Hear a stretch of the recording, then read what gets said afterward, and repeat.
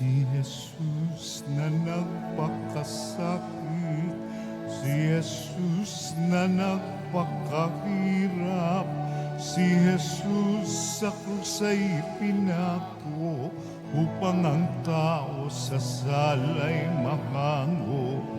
Namatay, ngunit muling nabuhay, sa kamatayay nagtagumpay, at nagtagumpay na. Ito ang siyang nagbigay ng pag-asa sa tao. Hallelujah, hallelujah, hallelujah.